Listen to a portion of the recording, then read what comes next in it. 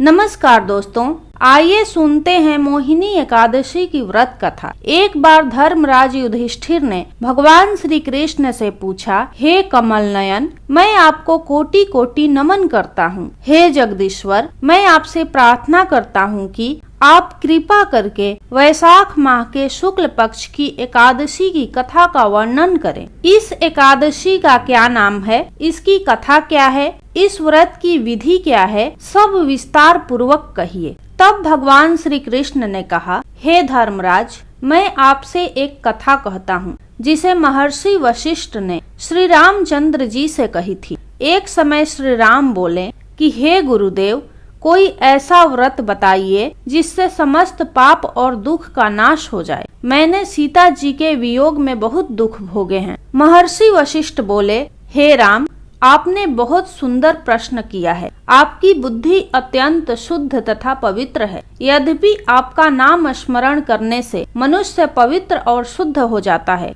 तो भी लोक हित में यह प्रश्न अच्छा है। वैशाख माह में जो एकादशी आती है उसका नाम मोहिनी एकादशी है। इसका व्रत करने से मनुष्य सब पापों तथा दुखों से छूटकर मोह जाल से मुक्त हो जाता है। मैं इसकी कथा कहता हूँ, ध्यान पूर्वक सुनिए। सरस्वती नदी के तट पर भद्रावती नाम की एक नगरी में धुत्तिमान नामक चंद्रवर्षी राजा राज करता था। वहाँ धन धान्य से संपन्न व पुण्यवान धनपाल नामक वैश्य भी रहता था। वह अत्यंत धर्मालु और विष्णु भक्त था। उसने नगर में अनेक भोजनालय, प्याऊ, कुएं, सरोवर, धर्मशाला आदि बनवाए थे। सड़कों पर आम, जामुन, नीम आदि के अनेक वृक्ष भी लगवाए थे। उसके 5 पुत्र थे, सुमना, सद्बुद्धि, मेधावी, सुकृति और धृष्ट बुद्धि। इनमें से 5वां पुत्र धृष्ट बुद्धि महापापी था। वह पीतर आदि को नहीं मानता था। वह वेश्या, दुराचारी मनुष्यों की संगति में रहकर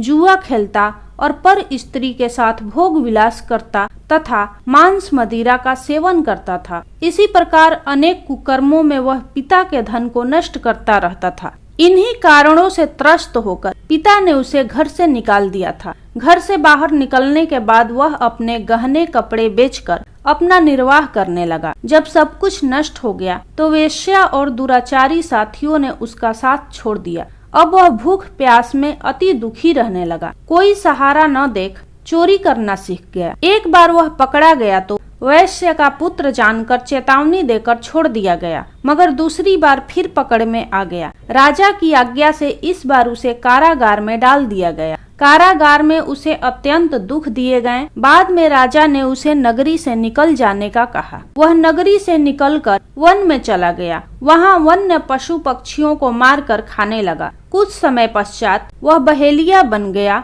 और धनुष बाण लेकर पशु पक्षियों को मार मार कर खाने लगा। एक दिन भूख प्यास से व्यथित होकर वह खाने की तलाश में घूमता हुआ कौंडिन्य ऋषि के आश्रम में पहुंच गया। उस समय वैशाख मास था और ऋषि गंगा स्नान करके आ रहे थे। उनके भीगे वस्त्रों के छींटे उस पर पड़ने से उसे कुछ सद्बुद्धि की प्राप्ति हुई। वह कौंडिन्य मुनि से हाथ जोड़कर कहने लगा कि हे मुने, मैंने जीवन में बहुत पाप किए हैं। आप इन पापों से छूटने का कोई साधारण बिना धन का उपाय बताइए। उसके दीन वचन सुनकर मुनि ने प्रसन्न होकर कहा कि तुम वैशाख शुक्ल की मोहिनी एकादशी का व्रत करो, इससे समस्त पाप नष्ट हो जाएंगे। मुनि के वचन सुनकर वह अत्यंत प्रसन्न हुआ और उनके द्वारा बताई गई विधि के अनुसार व्रत किया। हे राम, इस व्रत के प्रभाव से उसके सब पाप नष्ट हो गए और अंत में वह गरुड़ पर बैठकर विष्णु लोक को गया। इस व्रत से मोह आदि सब नष्ट हो जाते हैं। संसार में इस व्रत से श्रेष्ठ कोई व्रत नहीं है। इसके महात्म्य को पढ़ने से अथवा सुनने से 1000 गौदान का फल प्राप्त होता है। यदि आपको मोहिनी एकादशी व्रत की कथा पसंद आई हो तो कमेंट बॉक्स में श्री विष्णु भगवान की जय जरूर लिखें।